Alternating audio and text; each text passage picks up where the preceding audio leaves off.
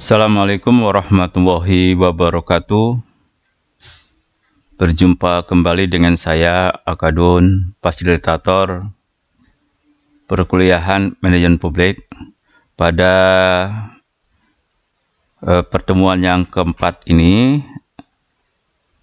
kita akan membahas tentang persamaan dan perbedaan manajemen publik dan privat.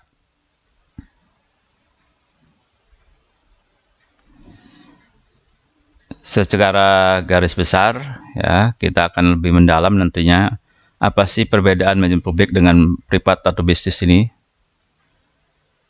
Dalam pengertian manajemen, ini manajemen bisnis adalah istilah manajemen itu berkaitan dengan di privat sektor.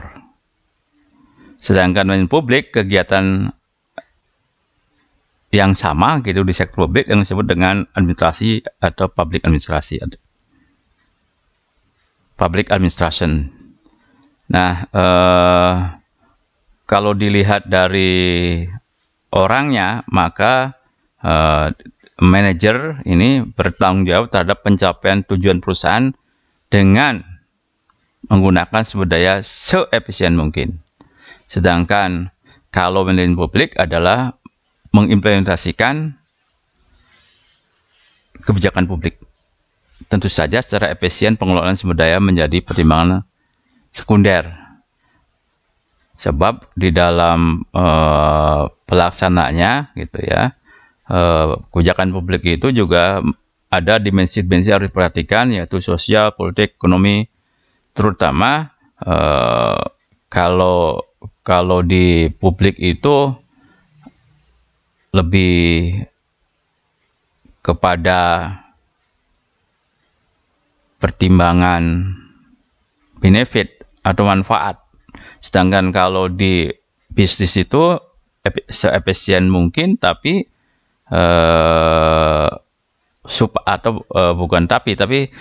supaya agar mendapatkan profit laba yang semakin besar.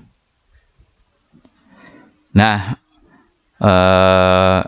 selanjutnya akan kita bahas tentang beberapa pendapat. Nah, ini perbedaan antara manajemen publik dan privat yang dikemukakan oleh Stadler dan Ranson.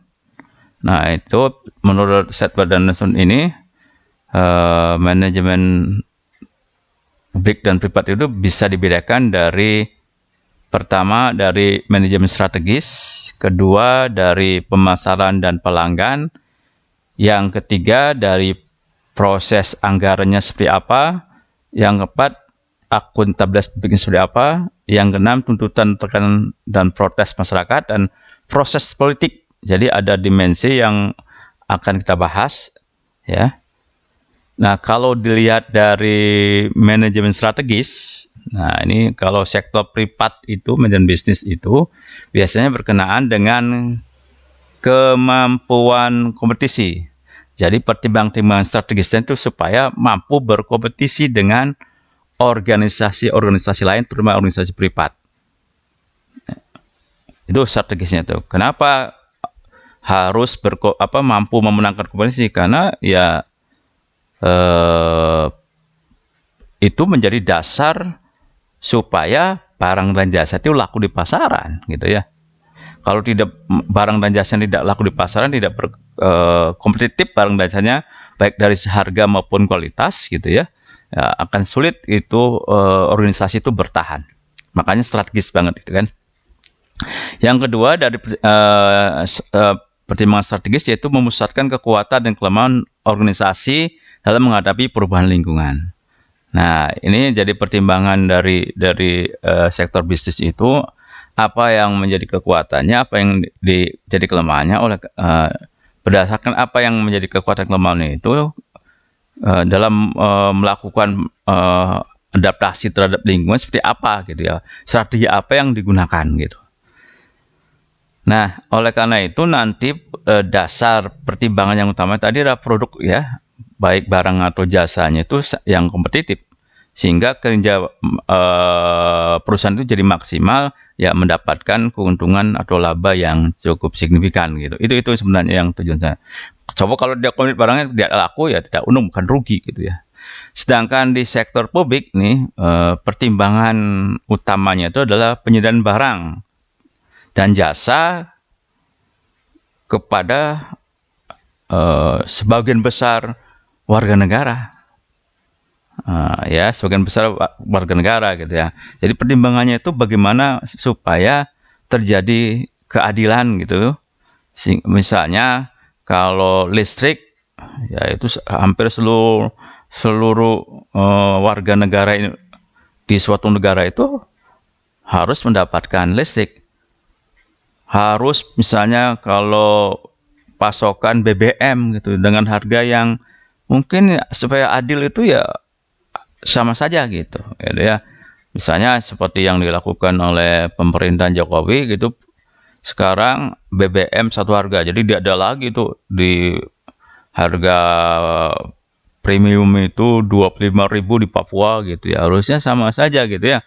Kalau di di di Pulau Jawa gitu, ada di Sumatera itu sekarang itu Pertalite itu 7.600, ya di sana pun harus 7.600. Nah, itu dasarnya.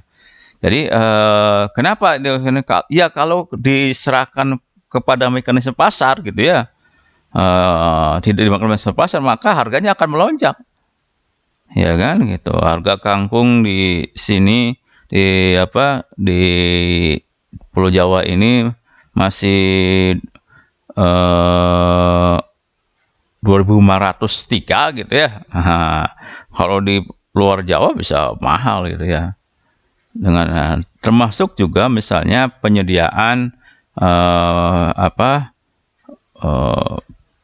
jalan Trans Papua gitu, itu kan tidak menguntungkan bagi pertimbangan bisnis, tapi bagi pertimbangan pemerataan gitu ya, pemerataan keadilan, itu hal yang patut disediakan, walaupun karena kalau diserahkan kepada mekanisme pasar, ngapain, karena nggak untung kan gitu. Nah, jadi bukan sekedar pertimbangan kompetitif atau laba perusahaan. Ya, ini yang sangat penting itu ya.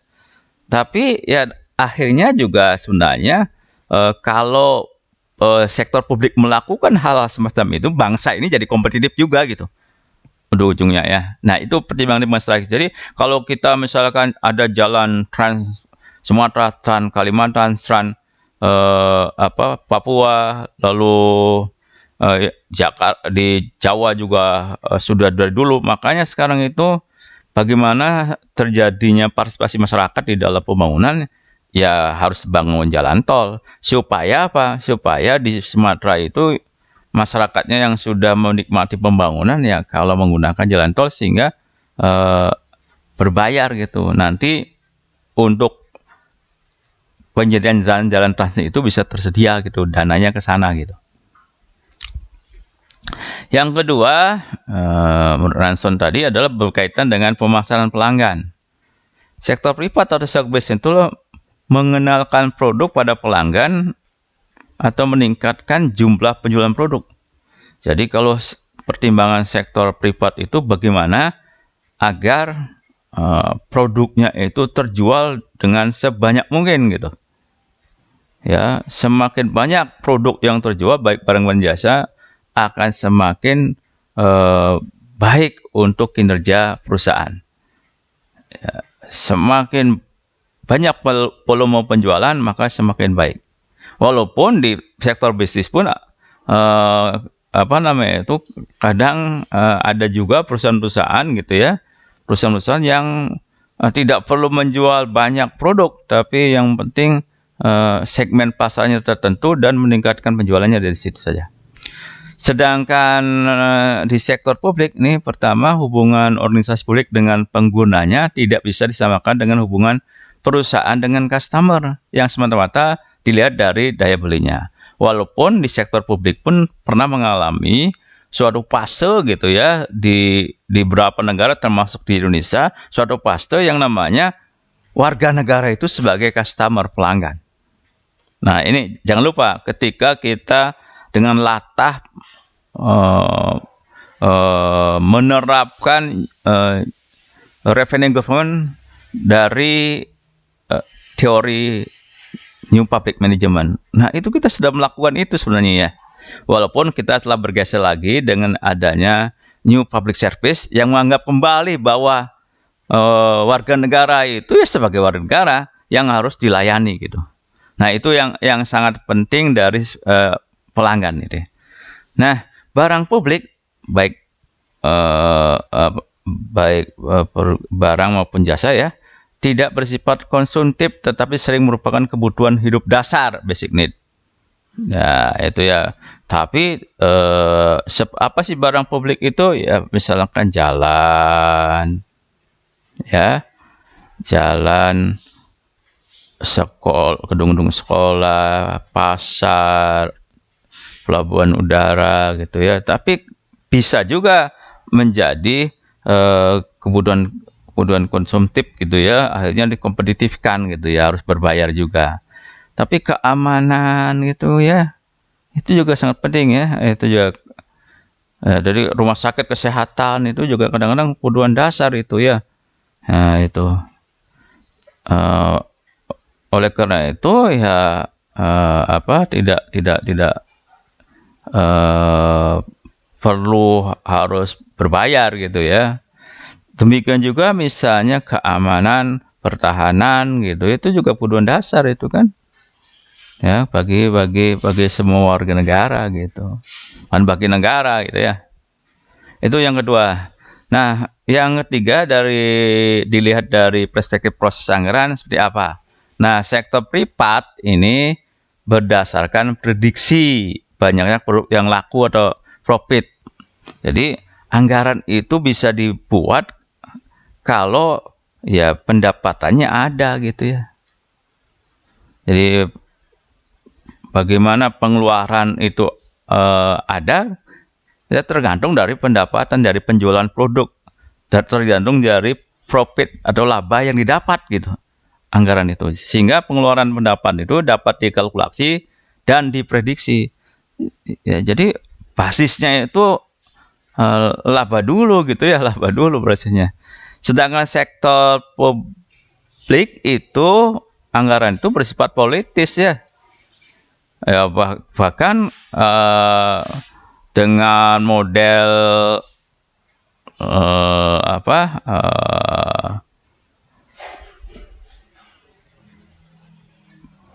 kebijakan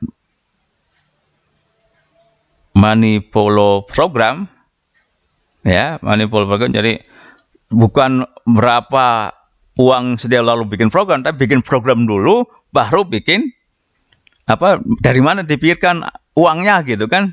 Kalau di sektor publik kan gitu. Jadi bikin program dulu ya, untuk menjalankan fungsi-fungsi yang ada, lalu baru dipikirkan anggarannya kan gitu, bikin uangnya gitu.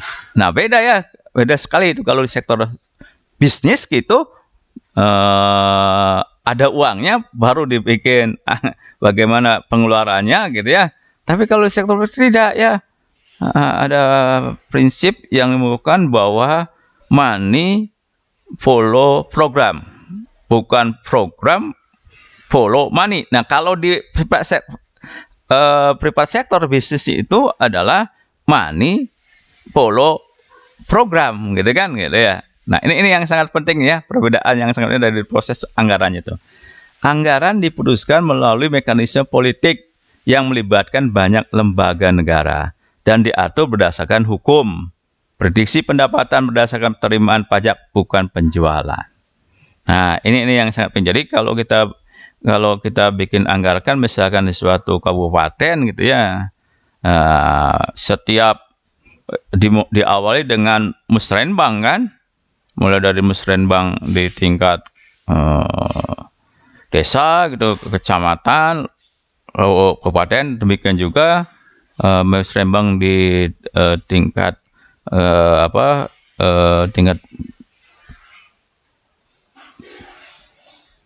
tingkat kabupaten itu dari OPD, ya, SOPD yang ada gitu mengajukan juga. Jadi digabung gitu artinya. Sehingga anggarannya itu ya diajukan ya dari bawah juga itu ya, dari bawah juga. Nah, baru dikumpulkan gitu, berdasarkan program itu kira-kira berapa gitu. Nah, baru di mekanismenya setelah sudah digodok itu baru diajukan ke DPRD, diminta persetujuan. Nah, kalau sudah disetujui baru disahkan oleh pemerintah. Maka jadilah Perda gitu ya tentang APBD. Nah, itu kan politis ya. Proses anggarannya seperti itu. Lalu dari perspektif akuntabilitas publik, nah ini kalau sektor privat itu pertanggungjawabnya kepada pasar, konsumen, maupun kepada pemegang publik perusahaan ya. Jadi pertanggungjawabannya kepada konsumen, terutama kepada konsumen dulu ya, dan kepada jadi ada dua pertanggungjawabannya itu kepada konsumen. Apakah barangnya bermutu, layak pakai dengan harga yang kompetitif, lalu dapat memberikan keuntungan kepada pemilik perusahaan atau kepada pemegang saham. Itu yang sangat penting tanggung jawabnya itu. Lalu juga kalau di sektor publik itu akuntan publik kan adalah berkewajiban akuntabel pada rakyat, pejabat politik atau wakil rakyat. Ya, jadi kalau pertanggungjawabannya memang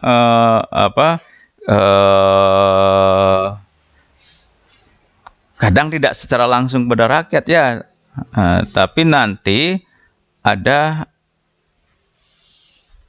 hukuman kalau misalnya pelayanan publik tidak baik, maka kalau rakyat tidak puas karena pemerintah tidak atau dianggap tidak akuntabel, maka pada periode berikutnya tidak dipilih kembali si pemimpin pemerintahan itu. Kan gitu ya misalnya, walaupun dalam segi administratif, misalkan seorang kepala daerah kabupaten yang bertanggung jawab tetap saja kepada presiden melalui Mendagri, kepada Mendagri ya, lalu melalui gubernur. Kalau seorang gubernur gitu ya, bertanggung jawab presiden melalui Menteri Dalam Negeri. Nah, itu secara administratif, tapi sebenarnya secara akuntabilitas publik itu ke rakyat.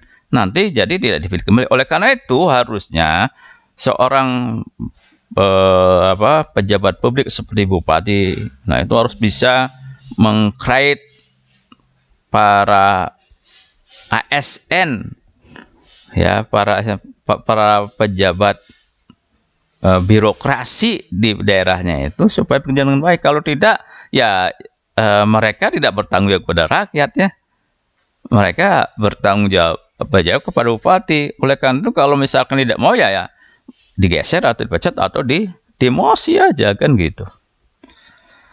Lalu yang kelima dilihat dari perspektif tuntutan, tekanan, dan protes masyarakat.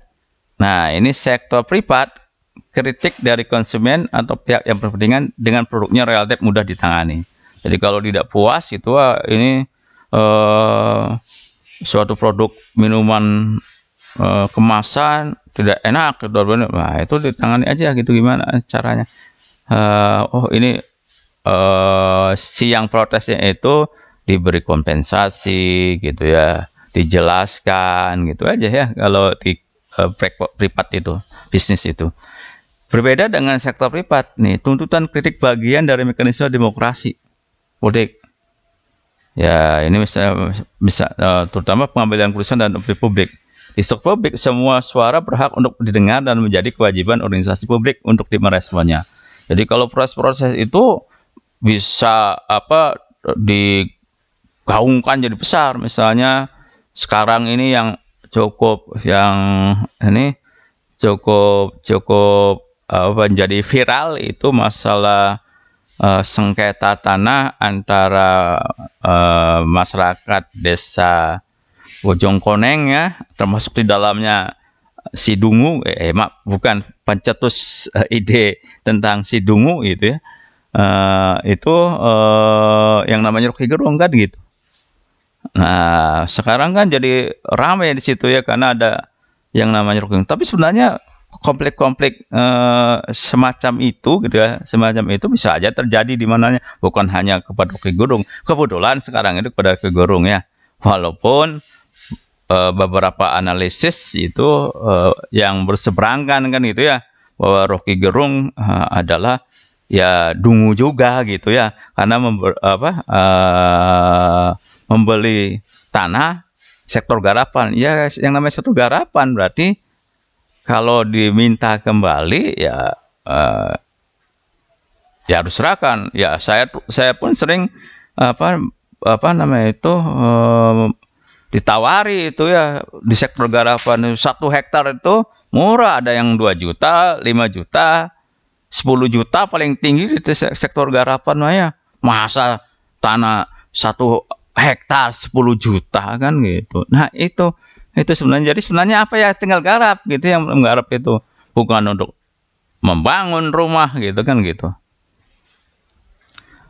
Nah, yang terakhir ini adalah dari proses politik menurut Ranson itu. Nah, bagaimana sektor privat tidak ada proses politik atau ongkos dari usaha mencari laba?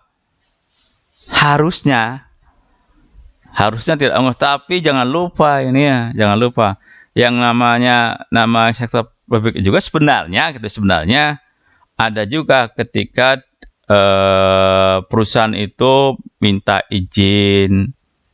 Ya, minta izin perusahaan itu, izin usaha itu tidak seumur hidup. Biasanya 5 tahun sekali, kan ada juga berarti proses perizinan itu harus diulang kembali 5 tahunnya. Itu kan ongkos juga sebenarnya ya. Jadi ongkos juga bisa membebankan biaya gitu ya. Bahkan kalau misalnya ketika proses-proses itu bebankan kepada perusahaan itu biasanya menjadi biaya produksi. Karena biaya produksi, maka biasanya gitu ya, barang dan jasa itu mahal, sehingga harganya tidak kompetitif. Nah, apalagi kalau disinyalir gitu ya, disinyalir di Indonesia itu,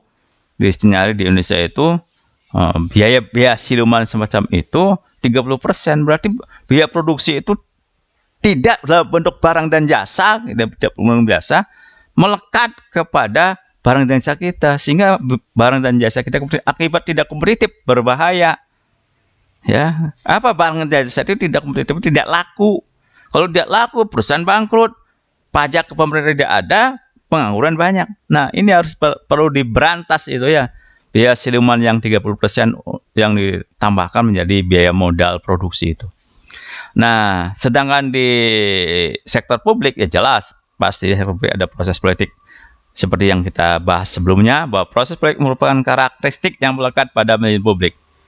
Perbedaan publik dan proses tawar-menawar politik antar lembaga publik maupun masyarakat untuk menemukan suatu kebijakan program dipandang sebagai ongkos demokrasi.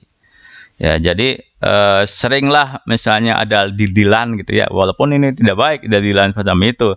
Misalnya program-program dari pemerintah daerah akan dibiayai, pembiayaannya akan disetujui oleh DPRD kalau mohon maaf, anggota DPRD tertentu mendapatkan jatah apa gitu ya, apakah proyek, apakah kegiatan yang didanai juga gitu ya. Nah, itu sebenarnya ada barter semacam itu ya. Sebenarnya proses-proses barter juga ada gitu sebenarnya di sini ya. Nah, itu saya kira yang pendapatnya Ranson itu. Nah, bagaimana sekarang perbedaan manajemen publik dan manajemen politik menurut Owen Hayes? Nah, ini pertama, keputusan sektor publik bersifat memaksa. Jadi kalau perusahaan sektor publik apapun, sektor publik itu kalau diputuskan sifatnya maksa. Berbeda dengan apa yang di keputusan sektor bisnis itu ya bisanya sifatnya bargaining gitu, masih bisa ditawar lah gitu ya. Lalu sektor publik mempunyai berbagai bentuk akuntabilitas, ya boleh akuntabilitas hukum, politik, administratif gitu ya. Kalau yang kalau tadi kan akuntabilitasnya kepada dua saja ya, kepada pelanggan dan kepada pemegang saham gitu ya. Manajer sektor publik harus menyesuaikan dengan agenda pemimpin politik. Nah, ini ya kalau seorang kepala dinas ya harus sesuai dengan bupatinya atau gubernurnya gitu. Seorang apa? Dirjen ya harus sesuai dengan menterinya gitu ya. Presidennya kan gitu. Output dan efisiensi produksi sektor publik sulit diukur. Ya, ini kan output dan efisiensi walaupun sekarang berupaya dikuantitatifkan dengan misalnya indikator kunci utama apa gitu. Nah, itu ya. Ada indikator kunci utama apa sebagai produk dari sektor publik itu nanti tercapai atau tidak kan gitu. Walaupun tetap saja ukurannya itu keberhasilannya bermanfaat atau dia bermanfaat ke masyarakat itu seperti apa kan masih juga. Misalnya sekarang itu kan zaman eranya digitalisasi, semua produk di agendanya itu kegiatan pemerintah itu digitalisasi ya, sehingga lebih efisien. Tapi ternyata tidak membuat dampak kesejahteraan pada masyarakat. Ya sarujang bohong gitu kalau gitu ya. Lalu ukuran dan kompleksitas sektor publik itu menyebabkan kesulitan dalam koordinasi dan pengawasan. Nah, ini yang barang yang biasa ada di pemerintahan itu adalah koordinasi. Mudah dibicarakan, didiskusikan, tapi sulit sekali dilaksanakan karena masih banyaknya ego sektoral yang terjadi gitu ya. Nah, sekarang bagaimana perbedaan antara manajemen publik dan manajemen privat itu dari Parham dan Horton. Nah, menurut Parham dan Horton itu ada 3 dimensi, ada dimensi goals, ada dimensi akuntabilitas, ada dimensi struktur. Nah, ini goal and objective ya. Biasanya memang kelihatannya disamakan saja goal dan objektif, tapi kadang-kadang itu untuk menyebutkan antara tujuan dan sasaran. Lalu ada akuntabilitas, ada struktur. Nah, seperti apa perbedaan antara manajemen publik dengan manajemen privat ini menurut Parham dan Horton tadi? Pertama dilihat dari goal-nya gitu ya. Manajemen bisnis itu market profit oriented. Jadi tujuannya ya apa? Orientasi laba, orientasi pasar. Jadi ekspansi, dominasi, reputasi bisnis gitu ya. Itu saja. Ya karena apa? Sedikit lebih kompleks, lebih mudah dinyatakan gitu ya. Laba kan mudah, laba tahun lalu misalnya 10 miliar. Nah, tahun depan harus 20 miliar. Kan mudah itu. Mudah dinyatakan, mudah diukur gitu ya. Tidak menimbulkan kebingungan dan kuantitatif tadi ukurannya. Kalau profit itu ya laba itu kan jelas gitu ya.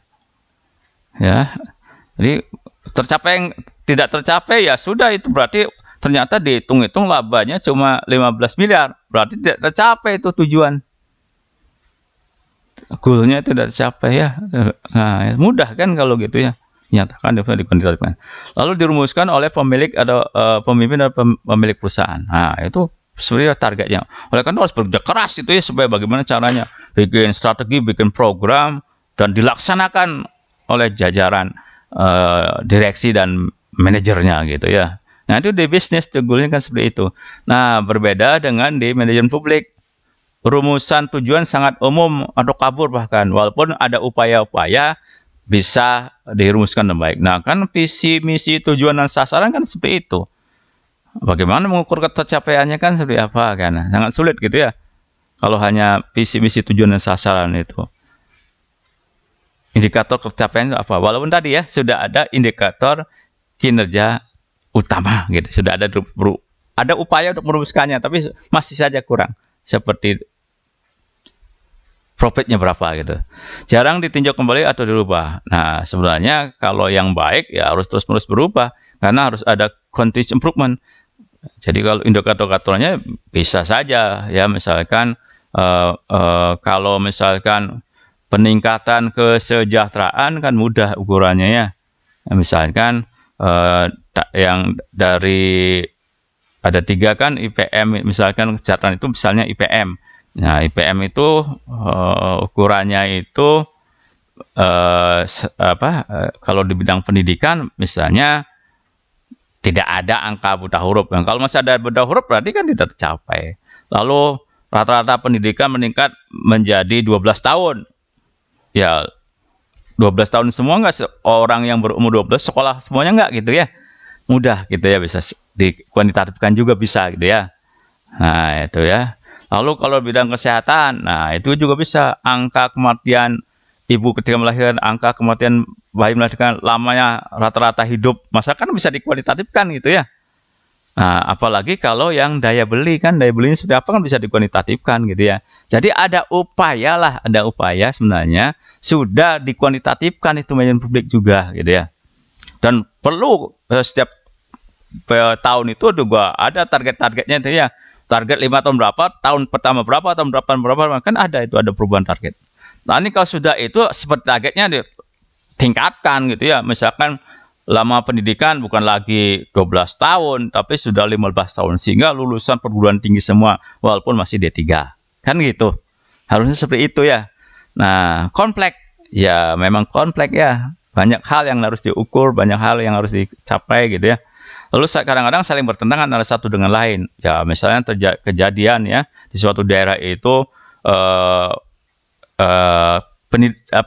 indikator pendidiknya bagus, daya belinya melempem gitu ya. Nah, ini perlu strategi-strategi, program-program yang bisa secara simultan bisa apa yang terjadi di pendidikan, apa yang di kesehatan, bisa juga ujung-ujungnya meningkatkan daya beli. Misalkan semakin tingkat pendidikannya tinggi, lama pendidikannya tinggi, berarti harusnya daya belinya juga semakin meningkat karena dia mendapatkan pekerjaan dengan gaji lebih baik, gitu kan, seperti itu. Nah, dirumuskan oleh lembaga politik untuk tujuan kolektif atau politik. Nah, itu rumusannya gitu ya. Nah, kalau dilihat dari akuntabilitas menurut Horton ini, kalau manajemen bisnis itu bertanggung jawab terhadap tindakan yang diambil. Jadi setiap tindakan yang diambil bisnis itu ya ada pertanggungjawabannya. Ya, jadi kenapa uang itu harus dipertanggungjawabkan gitu ya? Membeli suatu produk untuk bahan baku ya harus ada tindakannya itu.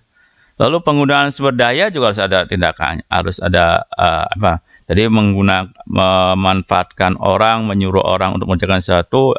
Kenapa menyuruh orang seperti itu? Termasuk juga penggunaan uang itu harus bertanggungjawabkan. Lalu penyediaan barang dan jasa juga harus bertanggungjawabkan. Jadi semuanya. Lalu kepada siapa pertanggungjawabannya? Ya kepada pemegang saham, pekerja, supplier, customer, komunitas gitu. Jadi ini prinsipnya lebih luas lagi nih ya. Kalau menurut Horton itu berbeda dengan Ransman tadi ya. Yang namanya bisnis pun bertanggung jawab kepada pemegang saham, pekerja, supplier, customer, komunitas, bahkan pemerintah gitu ya. Harusnya ya, bukan hanya kepada pemegang saham, pekerja, supplier, customer, komunitas, tapi juga pemerintah. Lalu akuntabilitas legal pertama ini bertanggung jawabnya kalau akuntabilitas legal itu kepada pemegang saham. Ada pembuat kebijakan perusahaan ya. Lalu kepada pegawai ya terkait hak pekerja, gitu. Ada itu legalnya gitu ya. Lalu ada akuntabilitas sosial moral ya CSR gitu ya ke komunitas.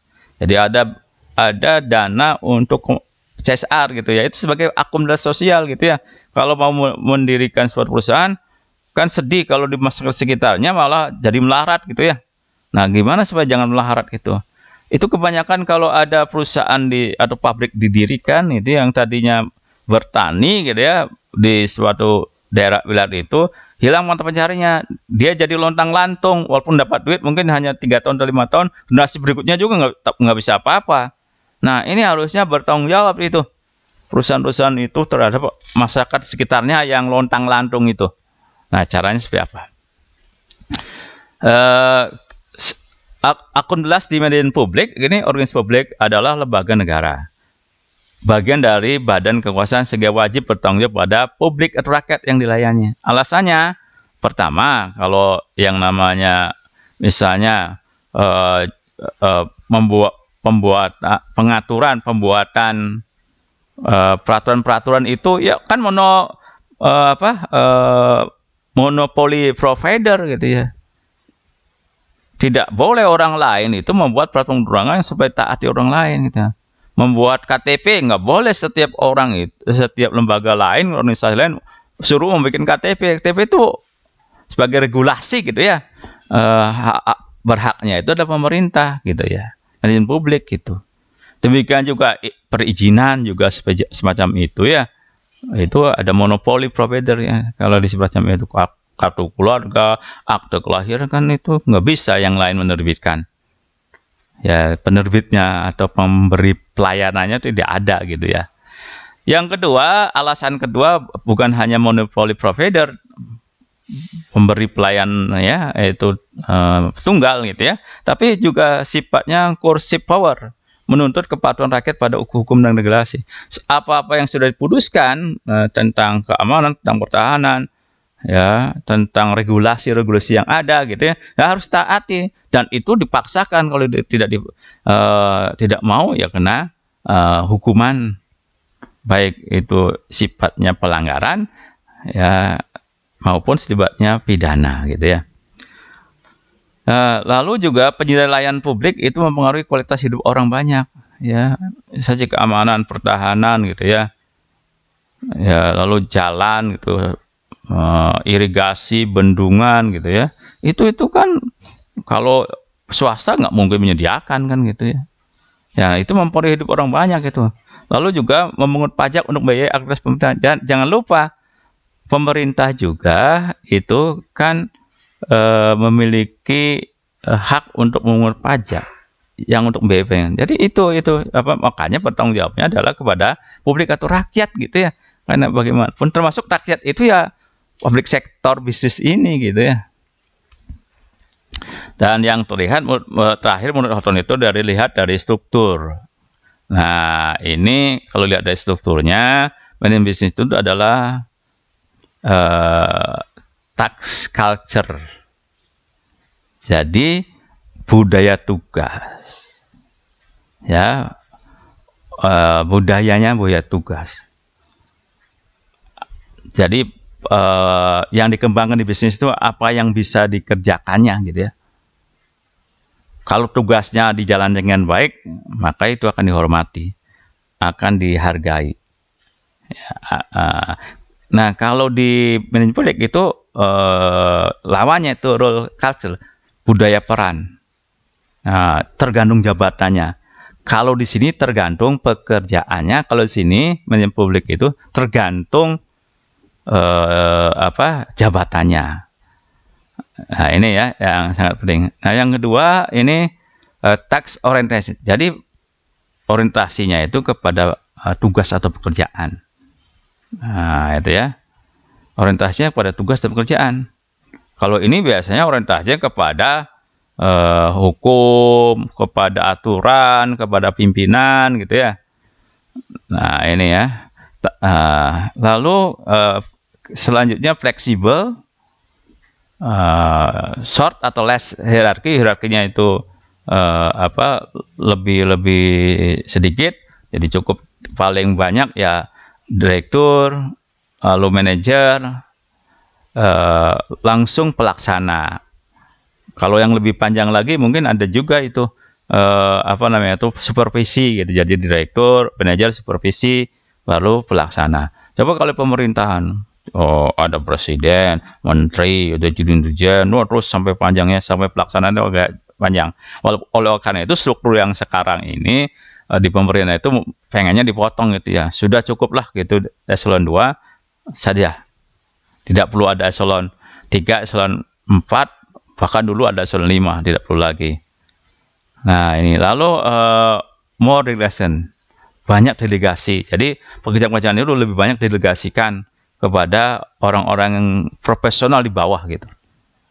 Jadi kalau mau bagaimana penjualan, kumaha manajer pemasaran saja. Yang penting mah tadi hasil akhirnya itu penjualannya jadi banyak gitu. Itu aja ya. Willingly to take discussion. Ada terutama maximize individual discretion. Ya, ini tuh. Jadi pengambilan keputusan dipersilakan pada setiap kekuasaan individu, keleluasaan individu gitu ya, untuk apa gitu. Yang penting tadi ujungnya itu dapat untung saja ya gitu. Whether span control. Nah, rentang kendali itu semakin melebar.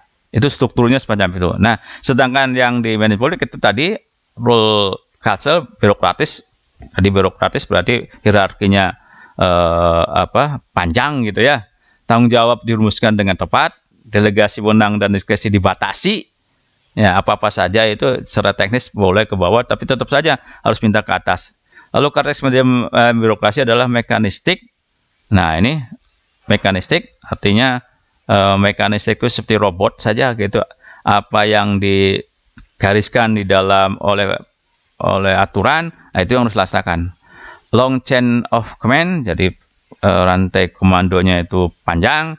Narrow span control, rentang kendalinya sempit, jadi bawahannya itu sedikit ya. Misalnya seorang kepala seksi itu paling banyak itu 8 orang. Ya, paling banyak itu seorang kepala seksi di pemerintahan daerah itu 8 orang. Kebanyakan 4-5 orang. Sehingga menimbulkan hierarkis gitu ya. Nah, ini strukturnya akibatnya ya. Nah, strukturnya seperti ini ya. Yang dikembangkan di dalam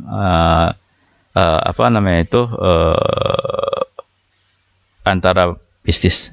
Saya kira itu yang bisa saya sampaikan bagaimana perbedaan antara manajemen publik dengan manajemen privat. Assalamualaikum warahmatullahi wabarakatuh. Salam sejahtera buat kita.